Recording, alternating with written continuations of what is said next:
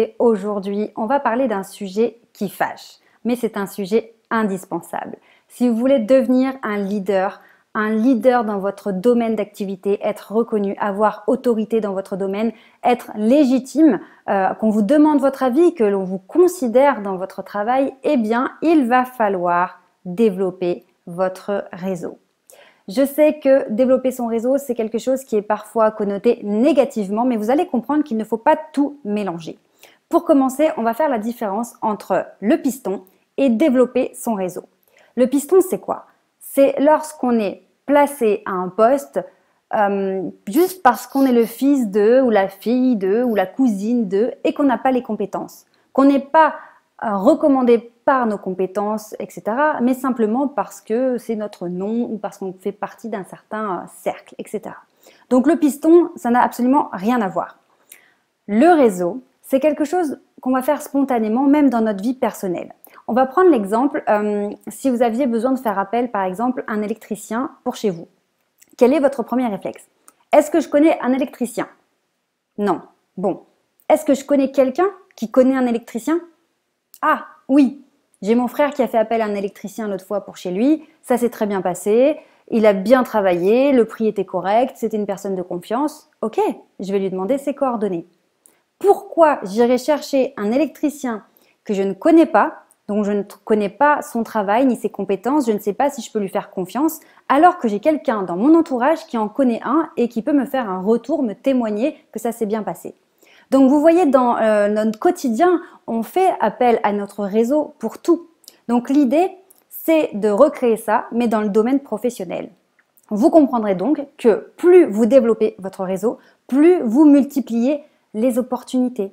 Simplement, vous allez être connu et quand quelqu'un aura un besoin auquel vous pouvez répondre, eh bien vu qu'il vous connaît, c'est à vous qu'il fera appel en premier.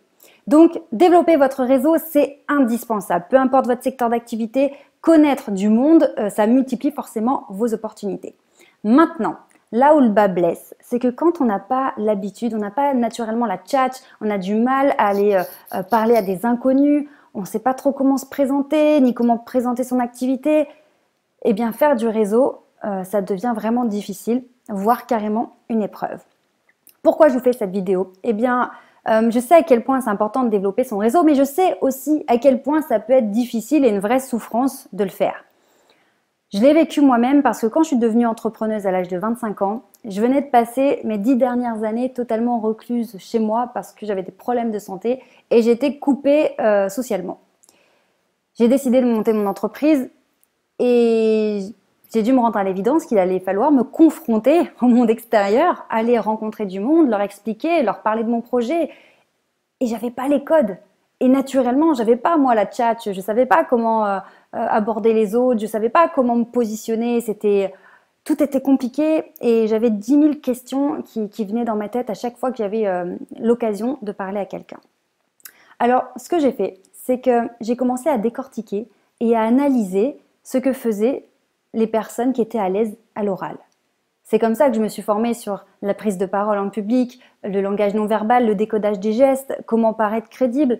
Et petit à petit, à chaque fois, je me forçais à aller à une soirée réseau et je me fixais un objectif. Par exemple, ce soir, je dois parler à au moins 5 personnes différentes. Et comme je n'avais pas ce côté naturel, peut-être que vous l'avez pas non plus, c'est pas grave, je me mettais en mode analyse. Je décide de parler à 5 personnes ce soir et je ne rentre pas tant que je n'ai pas parlé à 5 inconnus. Et puis je me mettais simplement en posture de voilà, j'y vais, je dis une phrase pour briser la glace et c'était tout en fait. Pourquoi c'est important de ne pas viser trop haut au départ quand vous allez développer votre réseau?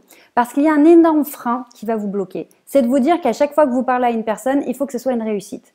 Il faut que derrière, la conversation soit intéressante, intelligente, qu'on comprend que vous soyez une personne bien, intéressante, qu'on a envie de continuer avec vous, qu'on a envie de signer un contrat avec vous. Non! En fait, non. Quand vous développez votre réseau, vous allez parler à des personnes et il y aura forcément un pourcentage de gens avec qui il n'y aura rien derrière. Mais c'est pas grave.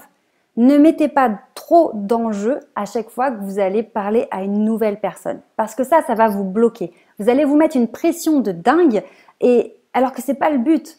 Le but, c'est simplement de faire connaissance, de voir si on peut avoir des intérêts communs ou pas. Et puis, même si on n'a pas, du coup, on reste dans le cercle de l'autre et au cas où, on sera pas loin.